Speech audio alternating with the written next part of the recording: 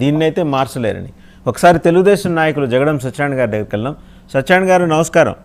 మీరు బహుశా ఇందాక నుంచి you might by enjoying the conversation, ఎందుకంటే మీకు అనుకూలంగా కనిపిస్తుంది కాబట్టి. అంటే కొన్నిసార్లు ఏంటంటే అండి, మన ప్రమేయం లేకుండా మనకి గోల్డ్ మెడల్స్ వస్తుంటాయి.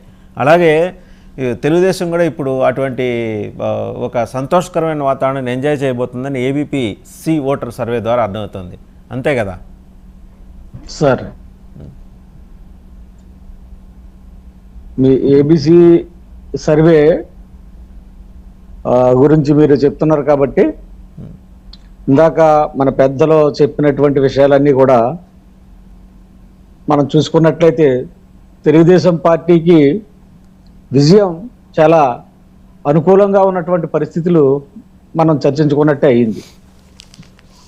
వైసీపీకి ప్రధానంగా అతని కూటమి వైసీపీ అంతా కూడా ఏం చెప్తుందంటే పేదవాడిపై యుద్ధం అని చెప్పేసి జగన్మోహన్ రెడ్డి పేదల్ని మభ్యపెట్టే పరిస్థితిలో అతను ప్రచారం కానీ అతను స్పీచెస్ కానీ వెళ్తూ ఉన్నాయి.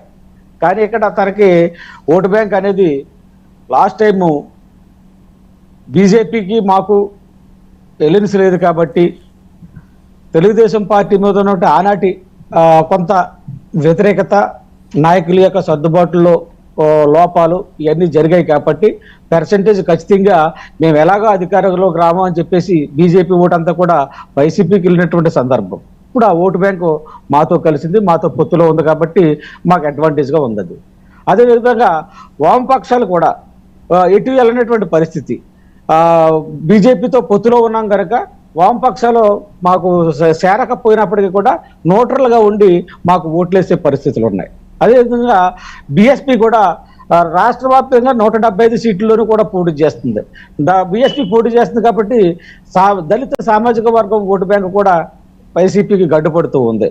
అదే కాకుండా షర్మిల ఫ్యాక్ట్ ఖచ్చితంగా జగన్మోహన్ రెడ్డికి ఎంతో కొంత లాస్ చూపిస్తుంది. ఎందుకంటే వైఎస్ రాజశేఖర రెడ్డి బొమ్మ గురించి, వైఎస్ రాజశేఖర రెడ్డి యొక్క పరిపాలనా విధానం గురించి ఇద్దరు చెప్పుకుంటున్నటువంటి నేతలు కాబట్టి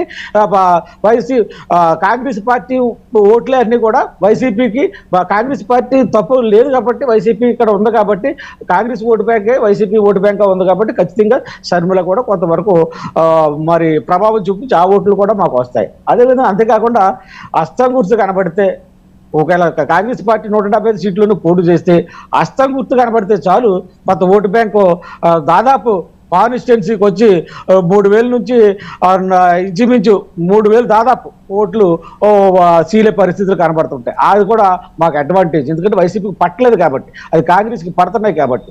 అదేవిధంగా ఈ విధమైనటువంటి విధానాలన్నీ కూడా సర్వేలో మరి వాళ్ళు తీసుకున్నారో లేదో తెలియదు, కానీ మరి పేదవాడి దగ్గర సర్వే అంటే ఉన్న వాడి దగ్గరే కాలు వెళ్తుంది కాబట్టి పేదవాళ్ళు కూడా ఓటు బ్యాంక్ కూడా వైసీపీకి నాడు వెళ్ళింది కాబట్టి ఆ సర్వే వీళ్ళ దగ్గర కాదు కాబట్టి అది ఈరోజు కాంగ్రెస్ పార్టీ పోటీ చేస్తే ఖచ్చితంగా కాంగ్రెస్ పార్టీకి వెళ్ళే పరిస్థితులు ఉన్నాయి కాబట్టి ఖచ్చితంగా తెలుగుదేశం పార్టీకి అడ్వాంటేజ్గా ఉంది. అయినా మా చంద్రబాబు నాయుడు గారు సర్వేల కంటే, సర్వే ఏదో ఆయన దగ్గర పెట్టుకున్నప్పుడు కూడా ఒక కంప్యూటర్ కంటే తన బ్రెయిన్ని చాలా సాఫ్ట్గా ముందు చూపుతో ఆలోచించే వ్యక్తి కాబట్టి ఖచ్చితంగా తెలుగుదేశం, బీజేపీ, జనసేన ఎలియన్స్ మొన్న 151 సీట్లు వచ్చినటువంటి వైఎస్ఆర్సీపీకి బహుశా ఫ్రంట్ ఉన్నటువంటి ఒకటి ఎగిరిపోద్ది అనుకుంటున్నాను. 15 సీట్లు దాదాపు రావచ్చేమో వైసీపీకి. అంత దీనమైనటువంటి పరిస్థితిలో వైసీపీ ఉంది. రోజు వైసీపీ ఏదో గొప్ప బటన్ నొక్కుతున్నాను కదా అని తాడేపల్లిగూడలో ఉండి బటన్ నొక్కుడు కార్యక్రమంలో ఉన్నాడు తప్ప ఎక్కడ కూడా అభివృద్ధిని ఆంధ్రప్రదేశ్ చూపించినటువంటి సందర్భం లేదు. కాబట్టి ఇవన్నీ కూడా ఉద్యోగస్తుల్ని ఆయన పట్టించుకున్నటువంటి సందర్భం లేదు. సత్యనారాయణ గారు నేరుగా పాయింట్ లోకి వచ్చేద్దాం. మీరు మామూలుగా మీ చంద్రబాబు నాయుడు గారి రొటీన్ స్పీచ్ లోకి వెళ్ళిపోయారు. నేను అనేది ఏంటంటే పోల్ మేనేజ్మెంట్ అనేది కీలకం కాబోతుంది ఈసారి. అసలు పోల్ మేనేజ్మెంట్ ఎలా చేయాలి అనే దానికి సంబంధించి మీరు డిక్షనరీలో పెద్ద పెద్ద గ్రంథాలు రాసిన తెలుగుదేశం పార్టీ ఈరోజు అక్కడికి వచ్చేప్పుడు తెల్లముఖం వేస్తుంది. పోల్ మేనేజ్మెంట్లో మీరు చాలా బలహీనంగా ఉన్నారు, ఇది గ్రౌండ్ లెవెల్లో, ఫీల్డ్ లెవెల్లో అందుతున్న అబ్జర్వేషన్ అందరికీ. అక్కడ దాన్ని మీరు ఎలా మేనేజ్ చేసుకోబోతున్నారు? మీకేమో కేసుల భయానికి ఎవరు ఇల్లు దాటి బయటికి రావట్లా.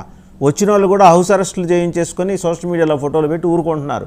ఇవాళ పోల్ మేనేజ్మెంట్ కీలకం కాబోతోంది. జనసేనకు ఉన్నపాటి ధైర్యం కూడా మీరు చేయలేకపోతున్నారు అంటే ఎక్కడో మీరు వీక్ అయ్యారు, పునాదే ఎక్కడో చాలా బలహీనంగా ఉందని అనిపిస్తుంది. అది చాలా కీలకం రేపు పొద్దున. దాంట్లోనే జగన్మోహన్ రెడ్డి గారి పార్టీ ఎక్సెల్ అయి ఉంది. ఇక్కడ మీరు దాన్ని ఎలా ఓవర్కమ్ చేస్తారు? ఇటువంటి దురదృష్టకరమైన పరిస్థితిని మీరు అధిగమిస్తే కానీ ముందుకు దూసుకెళ్ళలేని పరిస్థితి. 1% కూడా మ్యాటరేనండి, చూసుకోండి ఇది.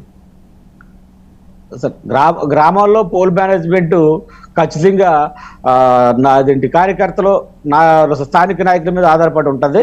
నేను గత 30 సంవత్సరాలుగా మా పోలింగ్ బూతుల దగ్గర నేను అబ్జర్వ్ చేస్తున్నటువంటి సందర్భంలో ఓట్లు వేయించుకుంటూ మా పార్టీకి మేము వేయించుకోవాలనే మేనేజ్మెంట్ సందర్భంలో నేను అబ్జర్వ్ చేస్తున్న కార్యక్రమం ఏంటంటే ఖచ్చితంగా ఈరోజు వైసీపీ చేసుకున్నటువంటి తప్పిదాలు బోల్డ్ ఉన్నాయి గ్రామ స్థాయిగా. ఎందుకంటే గ్రామంలో ఎవరికో డబ్బులు అకౌంట్లో వేసేస్తున్నామంటే అటు ఓటేసేయడు. చంద్రబాబు నాయుడు గారు కూడా పోలింగ్ బూత్కి వెళ్ళి ముందు రోజే ఒక పథకం ప్రకారంగా పథకాన్ని సృష్టించి అకౌంట్లో డబ్బులు వేయడం జరిగింది. అలాగని ఓటు మాకు రాలేదు. కానీ ఈ రోజు పరిస్థితి ఏంటంటే పోల్ మేనేజ్మెంట్ గురించి గ్రామాల్లో ఏ సర్పంచ్ కూడా ఏ వైసీపీ కార్యకర్త కూడా లబ్ధి పొందినటువంటి దాఖలాలు ఎక్కడ కనపట్లేదు. నాయకులు లబ్ధి పొందారు, ముఠా నాయకులు లబ్ధి పొందారు వైసీపీలో. ముఠా అంటే ఆ నలుగురు ముఠాగే అభివృద్ధి చెందింది ఆంధ్రప్రదేశ్లో. కానీ మాకు బాగా అడ్వాంటేజ్. ఎందుకంటే ఒక సర్పంచ్ ఈరోజు ఒక పోలింగ్ బూత్ దగ్గర ఉండి నా పార్టీకి ఓటేయమని అడిగే పరిస్థితి లేదు. ఒక వార్డు మెంబర్ ఈరోజు వైసీపీకి సంబంధించినోడు నా పార్టీకి ఓటేయండి అనే పరిస్థితి లేదు. ఎందుకంటే వీళ్ళకి చేయలేనట్టు గ్రామాల్లో చేయలేనటువంటి పరిస్థితి. అదంతా కూడా మాకు అడ్వాంటేజ్. ఈ గందరగోళాన్నంతా కూడా ఈరోజు బీజేపీ, జనసేన, తెలుగుదేశం కూటమి దాన్ని పోల్ మేనేజ్మెంట్ ఖచ్చితంగా చేసుకోగలుగుతుంది. ఈరోజు పోల్ మేనేజ్మెంట్ అధిగించి ప్రతి బూత్లోనూ కూడా ఏ ఓట్లు ఎలా వేసుకోవాలి, ఏ ఓట్లు మాకు పడతాయి, ఏ ఓట్లు పడవనేది ఇప్పటికే మేము సర్వే రూపేణా మేము పెట్టుకుని మా జాబితాని మా దగ్గర మేము పెట్టుకున్నాం. కాబట్టి ఖచ్చితంగా మీరు అన్నట్టు గతంలో జరిగి ఉండొచ్చు కొంత వీక్. ఇప్పుడు ఫైనల్గా క్యాండిడేట్లు ఫైనలైజ్ అయిపోతే మేము అదే క్షేత్రస్థాయిలో పనిచేయడానికి టీడీపీ కార్యకర్తలందరూ కూడా సిద్ధంగా ఉన్నాం సార్. తెలుగుదేశం పార్టీ ఖచ్చితంగా మళ్ళీ మీ దగ్గరకు ఒకసారి జనసేన నేత మెరుపుల మహేష్ గారి దగ్గరికి వెళ్దాం. మహేష్ గారు,